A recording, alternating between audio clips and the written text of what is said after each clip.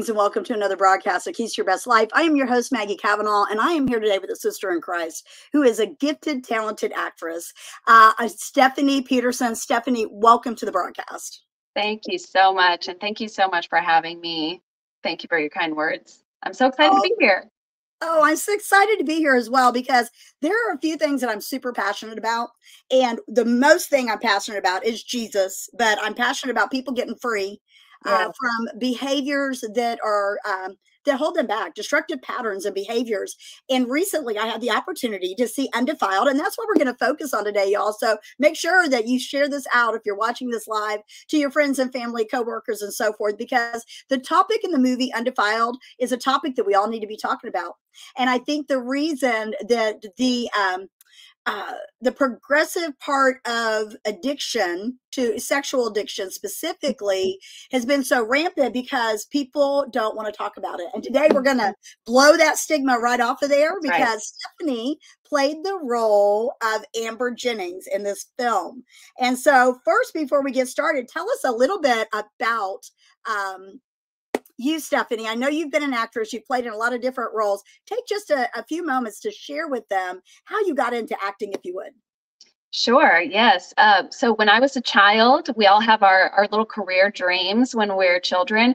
And one thing I wanted to be was not really an actor, but it was a movie star. So I really wanted that celebrity life, I guess. Now I do not want that at all. But I was in musical theater in independent community theaters when I was growing up, and that was the best memories I have. And they're just treasured childhood. You know, it was like my safe space to be myself. And I did that for years as a child. And I really did fall in love with the idea of being on a movie set when, now this is a long time ago now, but you could watch a movie on TV and then after you could watch the making of the movie. Remember when they would do them back to back? So I would always watch those. And that was my favorite part of watching a movie, was seeing how it was made, seeing the movie magic. And I just fell in love with the idea of being on set and creating something that looks totally different and that is just artistic and gets to use my gifts that I was already, exploring as a child. And so I do have a degree in theater from college. And then I got into film acting, and I've been doing that probably for about 20 years now. Wow. So yes, and I work in Texas. So I work on a lot of commercials because we have a big commercial market here. And I've definitely done some TV and film along the way as well. So yeah, it's exciting and I really love doing it. Oh, and you're very good at it because you can tap into that role. I have seen you in a couple different things. I've seen you in, I think, I Am Gabriel. Were you in that? Yes. Yes. Yes. And that was with Jen Godson, who I know is a mutual friend of ours. And I Am Gabriel was such a beautiful film and a wonderful film set to be a part of. And the producers and people who carried the story, they were just so passionate for the Lord, very prayer-focused people, and just spent so many hours praying over that film. It was really a neat experience. And we had an ensemble of women in that film, which is not always the case, although that's much more common now. And all of us women on set just loved each other and supported each other. And I'm still very interested in what they're doing today. And that was kind of a long time ago now that we filmed that. Yeah, it was. And then I'd seen you on Vindication. You also played a distraught mom in that. And so probably stepping into the role of Amber Jennings was really kind of normal for you because you had already tapped into that hurt, broken, confused person. So tell us how Amber fits into the story of Undefiled. Yes, so Amber is super important because she is the wife of the main character. And the main character, you'll find out when you watch the movie, is struggling with a sex addiction and a pornography addiction. And Amber is unaware of this at the beginning of the film. And so she's kind of blindsided by this information in the film. And she's so important to be in this story because we have to also pay attention to the betrayed spouse. And it's so important for anyone in pornography addiction to bring that into the light and receive support, especially through your local church or through recovery ministries. And that's what I love about Undefiled as well, is they have an 8-week series after the film. So you're not left hanging if you're in that position. But I think when that happens, when someone confesses and says, I need help, I'm having a pornography addiction, a wonderful thing happens where they are surrounded with love and resources. And there's so many opportunities nowadays for them to have confidential ministries supporting them and helping them through this. But I don't want the betrayed spouse to forget that they need support too, and they need recovery too, and they've been hurt, and that is valid. And thankfully, there are recovery resources for betrayed spouses as well. And if you haven't seen them, then seek out those same resources that your spouse is getting and ask them, I need help as well. What should I be doing? It's so important for these it's usually the wives, but not always, so important for the wives to feel supported and validated that yes, you've been hurt, you have been betrayed. And usually it comes very blindsided like that because the person engaging in the addiction has experienced it and probably hidden it for a long time. And so the spouse is really unaware, and then they're taking that information in like a fire hydrant and just breathing that in, and it's devastating. It feels like grief. It feels like they've lost, they think their marriage is over because it's not what they thought. There's a lie that's been happening in that betrayal. And so their heart, is usually devastated. You need support to rebuild trust, to heal, to be in a safe space where you can feel that anger and let that come out in a healthy way.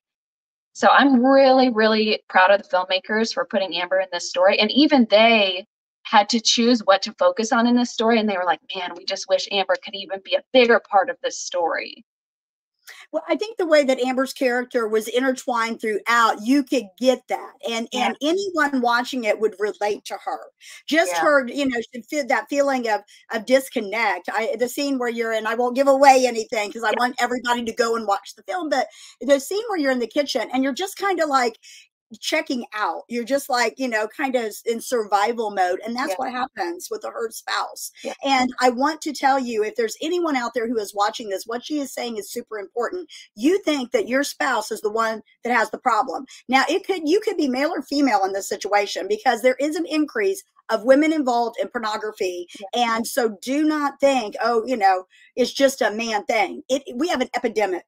We have an epidemic. We've got these things right here where the average age for a child to see porn is the age of 9.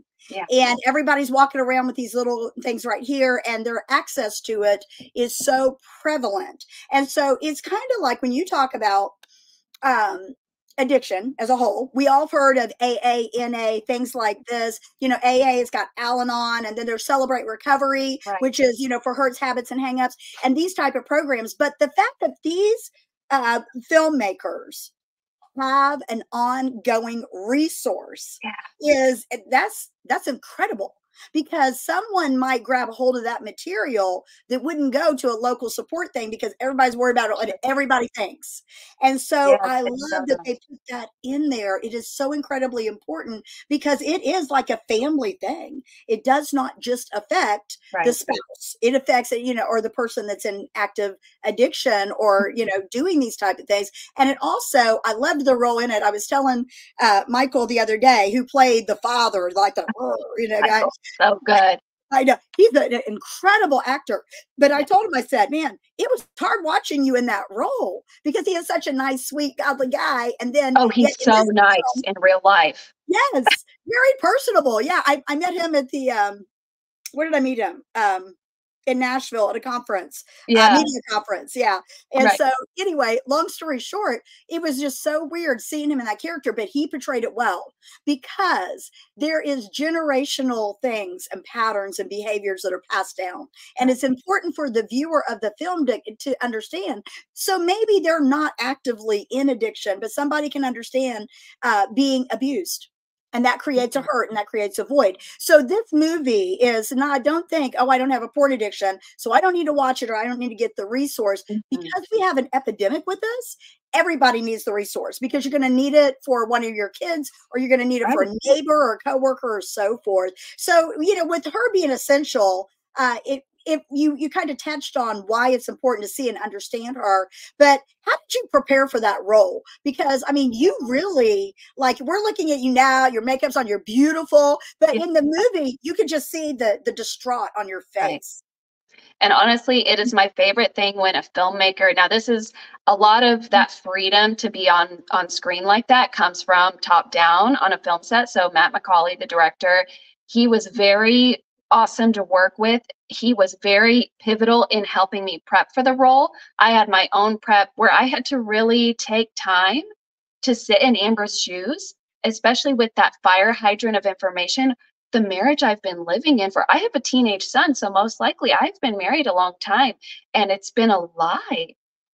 And when she is confronted, she's thinking her husband's having an affair and she's discovering things left and right and she's confused. She has questions. Now she can't trust anything. It's like your marriage has died or that it never existed and you just don't know where to turn. And I had to really sit with that hurt and pull on any hurt that I've had in my real life and magnify it to the point that Amber's was.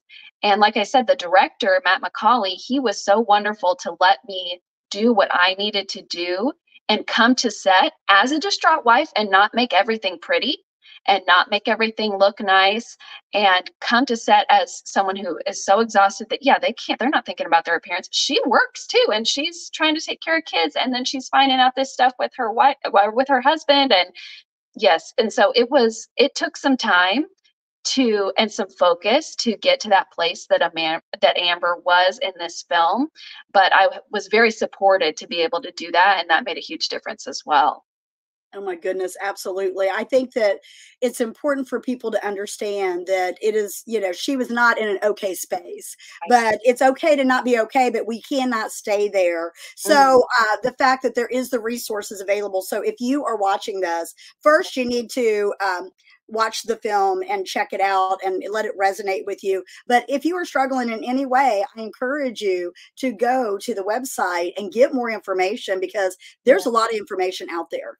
And they put it in a very tasteful way where it is such a dark, hurting thing and it brings on such a high level of guilt and shame. And so what happens is I think a lot of times people won't break free from that because they get the mindset, like they'll be convicted or they'll have the guilt and they're saying, okay, I know this is wrong.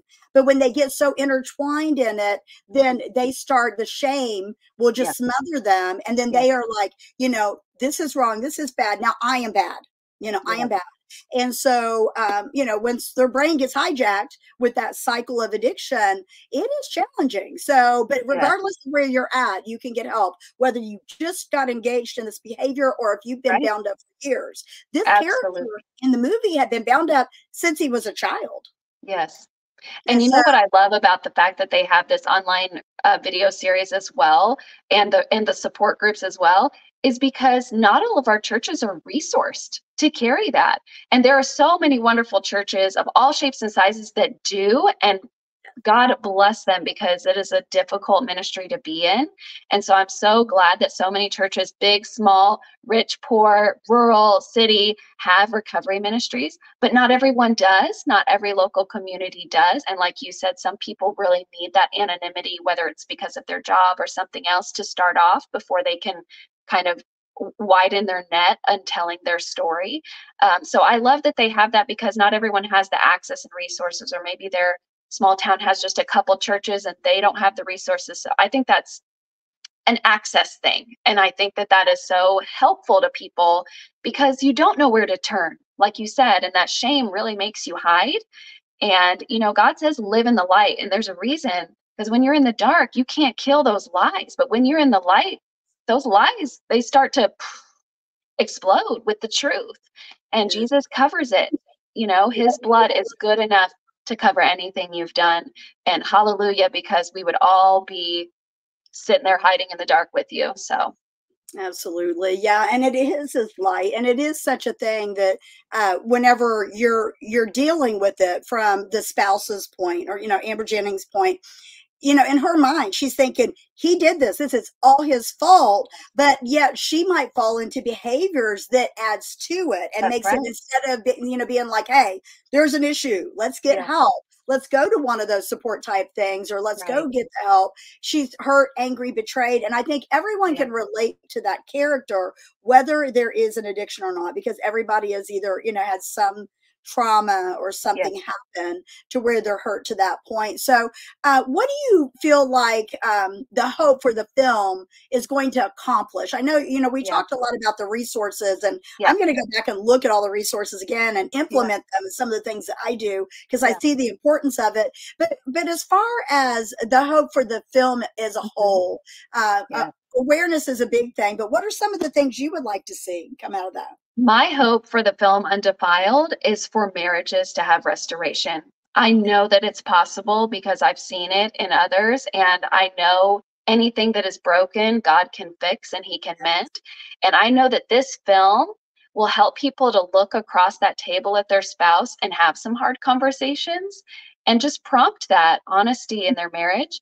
And it's not going to be easy. And I think Undefiled is very clear that this isn't the easiest road to go down. Even once you have confessed, there is still pain in that healing. So I love that it doesn't kind of sugarcoat it in the end. And so I love that. But really, my hope is that marriages would have restoration and healing. And I think that's completely possible with the hand of God.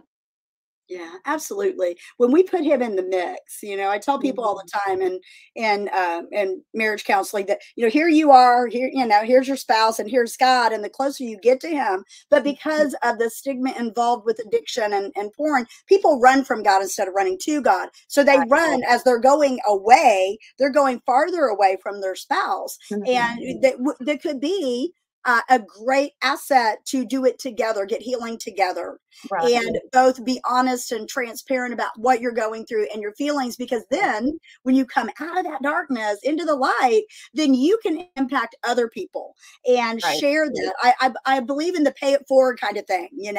I've got set free from things from way in my past that allowed me to have that sometimes someone might listen to something I say because they know I've been through that. And so if people would, and I'm not saying we need to get out there and tell everybody our junk, it's got to be a safe environment. But when people see people come out on the other side of utilizing resources, getting counseling, doing the things they need to do and heal, it is such an encouragement. But people don't see that so much. And I think that that's why this has grown so much. So I'm just thinking, so what is, and do you think this would be something that a parent should sit down and watch with their teenager? That's a very good question. And of course, I'm not going to do any choices for any parents. I'm going to let them make that. But I would with my teenager, because like you said, I love how you said that we've handled this topic tastefully. You can see what this character is struggling with, but there's no nudity, there's nothing graphic. And at the same time, you can feel the devastation. The filmmakers, that's the wonderful thing about film, is it is visual. It's also auditory. It's feelings based. And so there's a lot of artistic things you can do to tell a story. Teenagers, like you said, they have possibly been exposed to pornography years prior to being a teenager, and most likely their friends talk about it, share things, watch things together, even, or at sleepovers. So many instances where by the time someone is a teenager, they probably have had a few experiences with pornography or many experiences with pornography. And so certainly I think this is a great tool because most kids are willing to watch a movie, and this movie is entertaining. There's baseball, there's action, there's drama, there's car chases, there's fighting, there's yelling, there's, exciting things happening as though you were going to sit down and watch kind of an action drama. And so I think teenagers are very willing to engage with films, and it's a good way to start that conversation without being like, guys, let's sit down and have a conversation about pornography, which is also important to do. And we have done in our household as well. But what better way to kick it off with, hey, let's break the ice. Now we've seen several facets, and because it's visual and because it's storytelling, film sticks in your mind. And so weeks down the line, you can still be pointing back to, remember the girl in the film? Pornography is not a one-on-one one consenting adult situation. It actually affects and traps other people. So there's many things in the film you can point to. Remember the marriage, remember the teenage boy who couldn't have a relationship with his father because he was so disconnected. There's so many things that you can point to in this film later So it's a great starting point for a teenage conversation. I love that idea. Yeah, I work with a lot of young people, and I know that most of them have been exposed. And I've done a deep dive recently in the recent statistics because I hadn't looked at them. This Mm, movie provoked me to go back and say, okay, what's going on right now out there?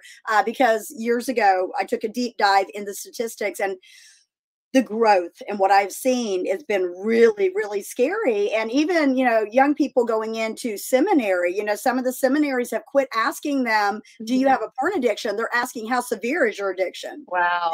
Eye opening. I was like, Mm, what? wow. And so we have to educate and equip people. So, Mhm, like she said, you're the parent, it's up to you. But mhm. I encourage you, this is an icebreaker where you can approach that difficult topic that you might not want to have. And Yeah. this movie does a lot for it. And I love how you broke down the different characters and how we can relate to them. Because even from I was sitting there watching it going, ooh, that's a good teaching. Oh, I need to use that clip in a teaching. So I'm going to have Right. to see how I can get permission to use some clips from it because Yes. there's one where the guy is, and I won't give a lot away, but Yeah. they're in the locker room, and this other guy's on the fence about whether or not he wants to Yeah. engage in this risky, destructive behavior. But the other guy was like, it was peer pressure, Yep. straight up peer pressure. Adults have peer pressure too. And I think it's Absolutely. important for our youth to understand just because everybody's doing it doesn't mean it's okay. And it's Right. definitely not beneficial. And then on the other side of it, we've got a whole bunch of people out there advocating that it's okay and it's good Or and it's healthy normal and for healthy. you or Yes, something. it's crazy. It's It's crazy. And twisted. yes, and Yeah. when the internet came out and then, people tried to push against this and fight against this, it's protected under free speech. Mm. And so I think the timing of this film is perfect because I think one thing that happened in 2020 was that so many people, things that were in the dark came out in the light because people were at home and they knew what other people were doing. Right. And these filmmakers did an excellent job of showing all of the different areas of how it impacts you. And so You that's know, incredible, incredible, incredible. So I just want to ask you, what is your yeah. personal mission whenever it comes to your acting? I mean, what Yeah. is your heart behind that? That's a great question. For me, I definitely want to anything in my life I want to use to glorify God. And in the realm of acting, I can do that by being an excellent storyteller. God Mm, is a storyteller. We have the Bible, that's his story. History is his story. Every yes. day is his story.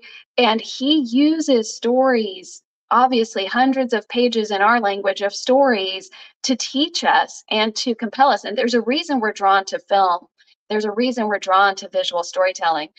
And if our stories are excellent, people will listen because they will want to engage with them. So for me, I am always, as an actress, trying to be better. I'm always working on being a better actress. I'm always auditioning. And to be an excellent storyteller is really the vision I have as an actor who can glorify God with everything I do. And I hope Mm, that that bleeds out whether I'm on set or maybe I'm on set and I'm not even working. Maybe it's just with the people around me on set. How can I be an excellent storyteller and support them in their filmmaking? How can I glorify God with this relationship with them on set?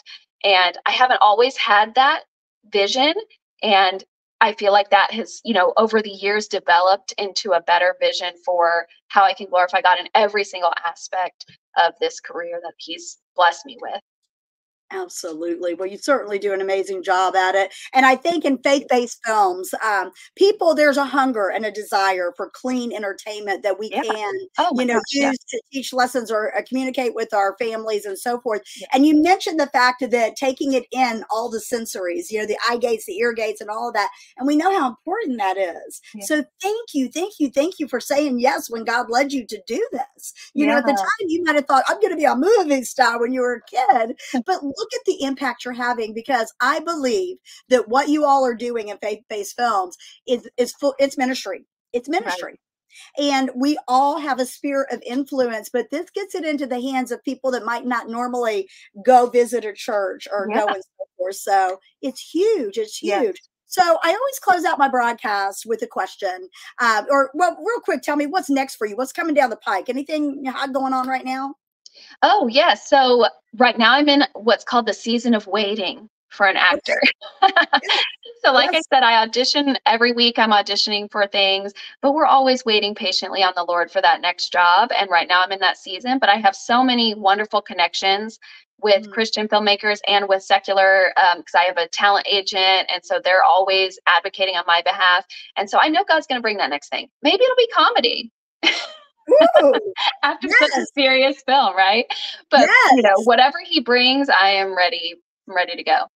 That's exciting because you have played some heavy roles. I've just, Yeah, really heavy roles, and that might be fun. You never know what the Lord's up to. that's But right. the joy of the Lord is our strength. So I hope Yes, that door opens for you when thank when you. he's ready for you to walk through that one. So if you could leave the audience with the key, what would that key be? The key is to ask God to increase your faith. Hmm. Increase your faith, because if your faith is in Him, then you are on the solid foundation. And Yes. every time I've asked Him to increase my faith, whether it's because I've had doubts or it's because I'm in a season of suffering or I'm about to go into something that I know is going to be difficult, He is always right there with me.